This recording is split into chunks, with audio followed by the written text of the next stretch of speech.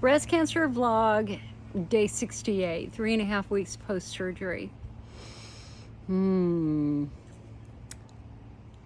It's funny. If you were here with me right now, usually in the afternoon, you're going to start hearing me suddenly saying, ow!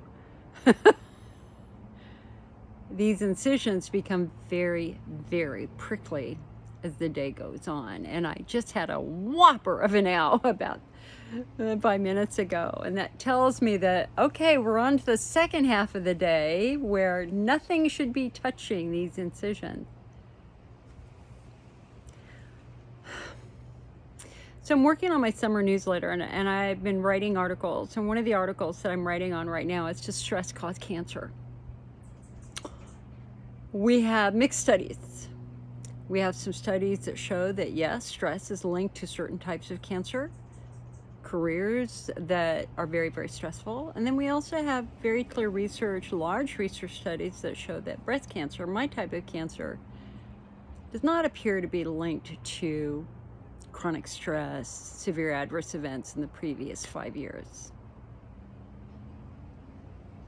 Now, I did have one doctor say, well, but we often see cancer begin to grow during periods of intense stress. And that's where the research confirms that being under long-term chronic stress causes this whole ripple effect.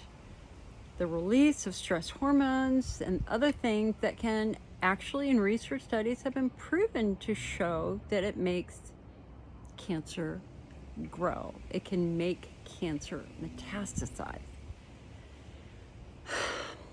And this is where I struggle. I teach stress management and anxiety management. I do. I've done it for 30 years. And up until the last couple of years, I was solid as rock. But then we had the firestorms begin here in California. And that was really shocking.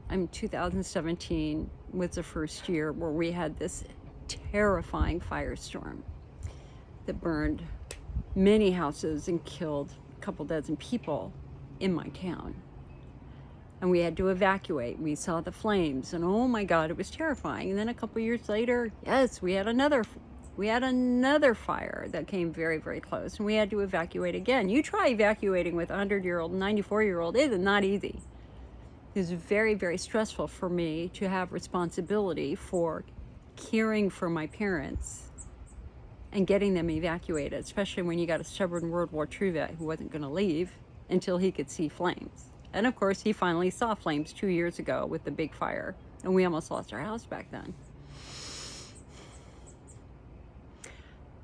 The stress of elder care, the stress of environmental things for which you have no control is daunting.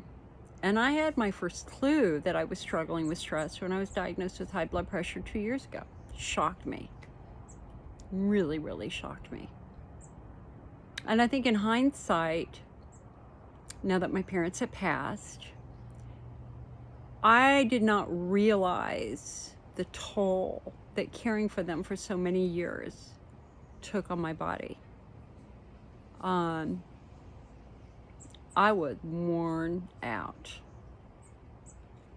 4 months ago, before all the breast cancer, if you'd asked me, where are you? I would have said, I'm about 35% of my normal reserves.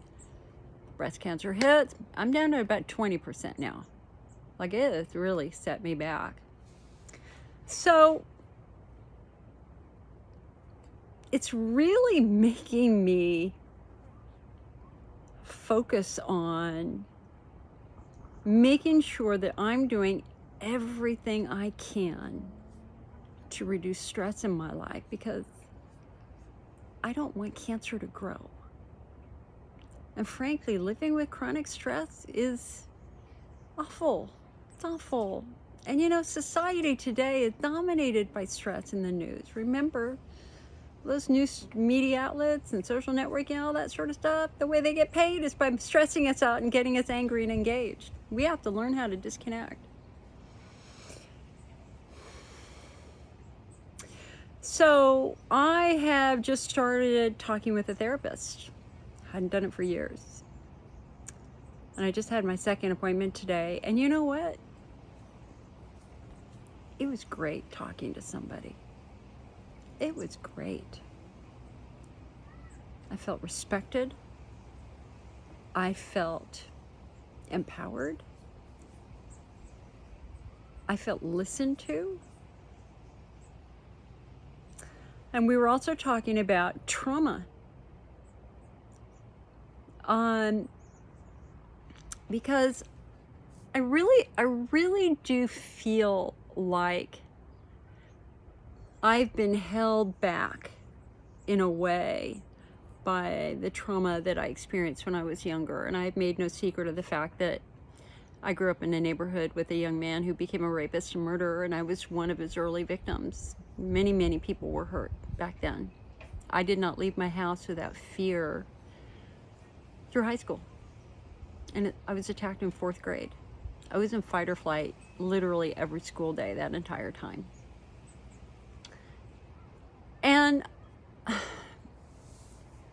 because of that, my brain lived in fight or flight for a long, long time. And even though that stress is gone, in a sense that the stressor is gone, I feel like it fundamentally changed my life in ways that I would like it not to change my life anymore. As an example, I don't travel much. I'm a homebody. I have a lot of invitations to go to various IC meetings and various professional meetings. I've gone to some, but I've said no to a lot.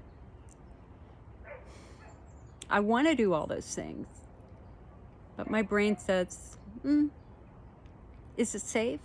She was talking about that with me today. She said that a trauma response is manifested as feeling unsafe in certain situations. And I realized that I have felt unsafe traveling by myself. I have felt unsafe driving long distances. I have felt unsafe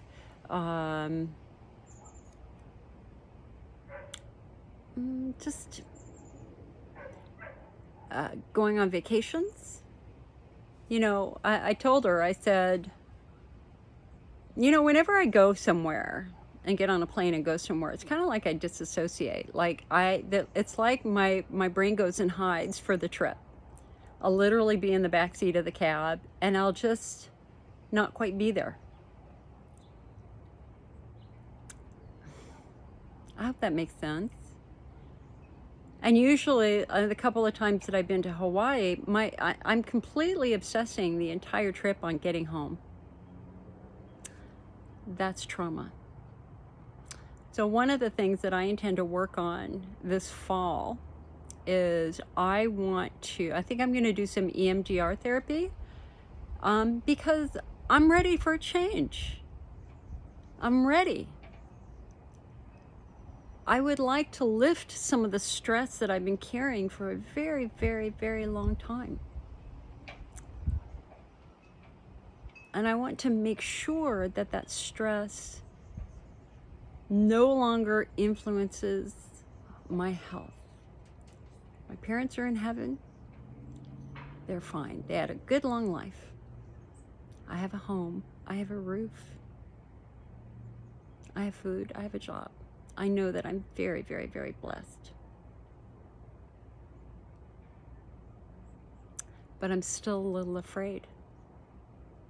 And that goes all the way back to the very first time. There are like 2, maybe 3 big things that happened in my life that I would consider, aside from the fires, which was trauma, and aside from watching your dad die, that's traumatic, obviously. But that childhood trauma, man, that can really haunt us.